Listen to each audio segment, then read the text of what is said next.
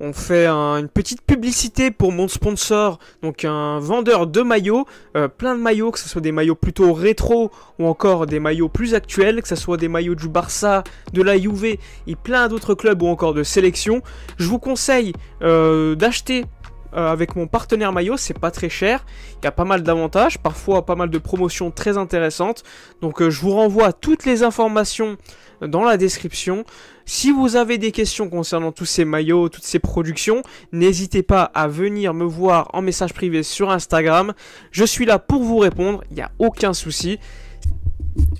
Salut à tous les amis, alors nouvelle vidéo, dans cette vidéo on vient sur l'actualité du Barça.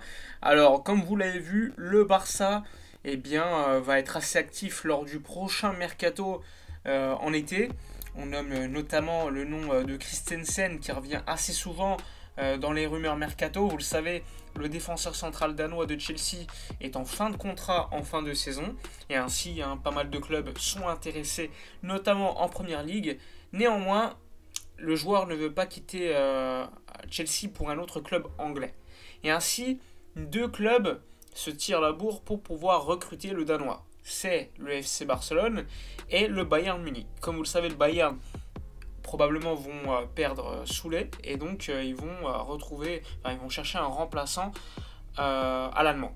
Et nous, évidemment, notre défense centrale est assez sinistrée, donc c'est assez logique que le Barça se repose d'une certaine manière sur Christensen pour pouvoir le recruter libre. On sait qu'il avait des négociations en cours avec Chelsea, notamment en début de saison, mais il y a eu des problèmes, alors qu'il avait dit ok au début.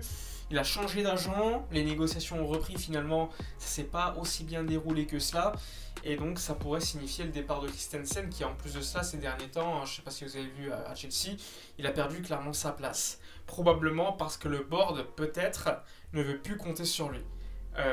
Sachant que Rudiger lui est également dans le même cas, mais je pense que Rudiger est quand même supérieur à Christensen. À voir également Rudiger, parce que c'est un défenseur central qui sera libre en été et qui intéresse encore une fois le Barça, mais il y a beaucoup de clubs qui sont dessus, le PSG, le Real Madrid et bien d'autres clubs. Donc ça aussi il faudra suivre, les défenseurs centraux de Chelsea, avec Azpilicueta en plus, ils vont être assez actifs concernant les départs en été, et le Barça devra suivre ces dossiers afin de pouvoir éventuellement les recruter. Moi je pense que Christensen est un super joueur à la relance.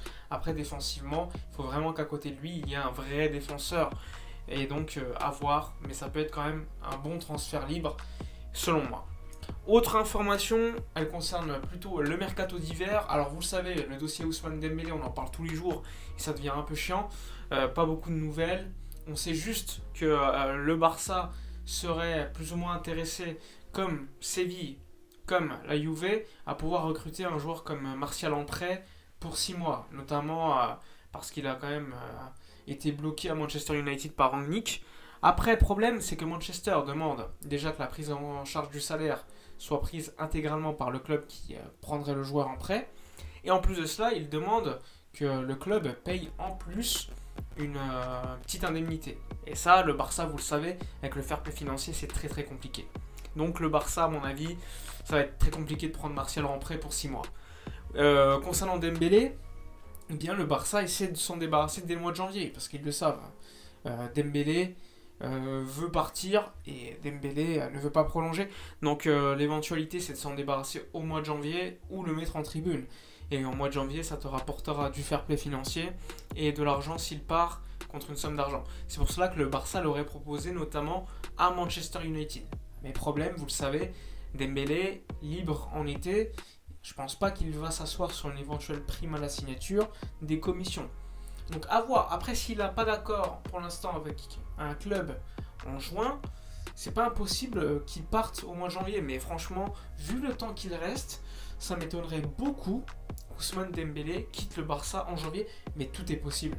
Mais bon, moi ça m'étonnerait que son agent crache sur une grosse commission d'agent, une prime à la signature pour le joueur, un gros salaire. Après, c'est possible que tout cela arrive dès le mois de janvier, mais ça m'étonnerait beaucoup vu le temps qu'il reste. C'est pas quelque chose qu'on fait en 2-3 jours. Après, on peut être surpris avec le mercato des transferts. Ce serait pas la première fois qu'il y aurait une surprise.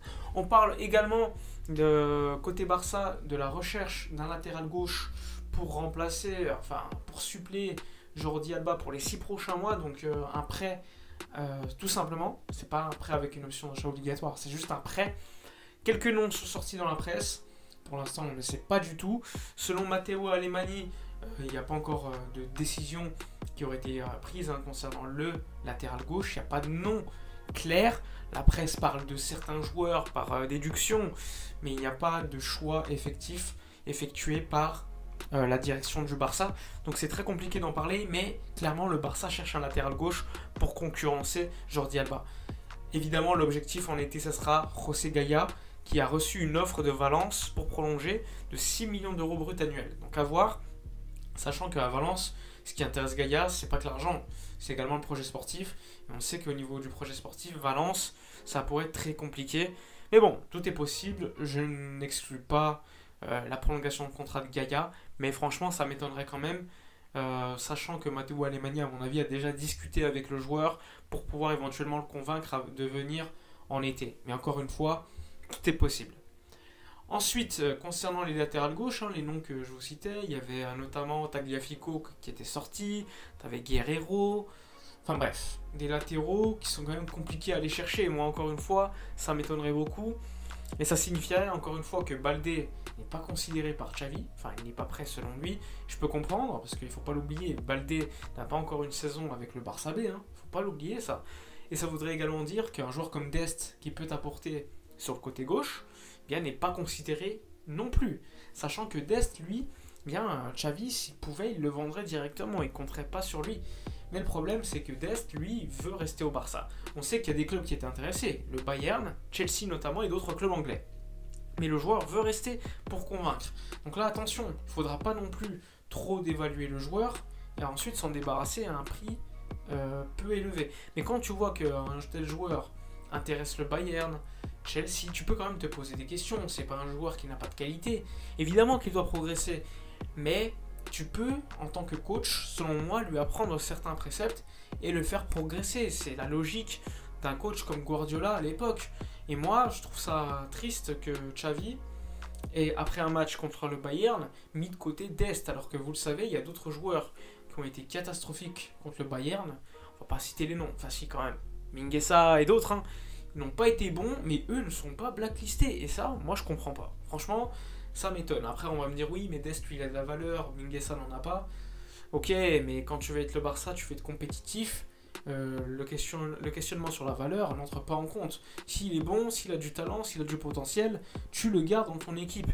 Et ça, aujourd'hui, on a l'impression que le domaine économique prévaut sur le sportif. Et ça, pour moi, c'est une mauvaise chose. Il faut réussir à trouver un équilibre entre le côté économique et le côté sportif. Tu ne peux pas non plus te débarrasser de pas mal de joueurs intéressants pour la facette économique. Il faut trouver cet équilibre qui pourrait te permettre d'associer les deux.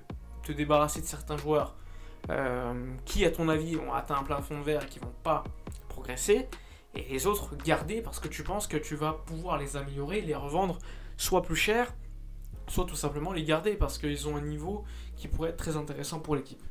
Enfin bref, il y a pas mal de rumeurs, c'est normal, on va arriver à la fin du mercato d'hiver, le mercato d'été, on en entend déjà pas mal parler avec les dossiers Haaland, Christensen, etc. Mais bon, on verra, comme d'habitude, pas mal de rumeurs, ça change tous les jours, il faut essayer de trouver certaine lucidité, ne pas tout croire, attendre, et je sais que pas mal de gens sont impatients. Enfin bref, j'espère que la vidéo vous aura plu, n'hésitez pas dans les commentaires à donner votre avis sur la vidéo, sur les infos. N'oubliez pas de vous abonner à la chaîne, c'est super important, vous pouvez également me soutenir en me suivant sur les réseaux sociaux, Instagram ou encore Twitter. Moi je vous dis à la prochaine, et d'ici là comme d'habitude, portez-vous bien.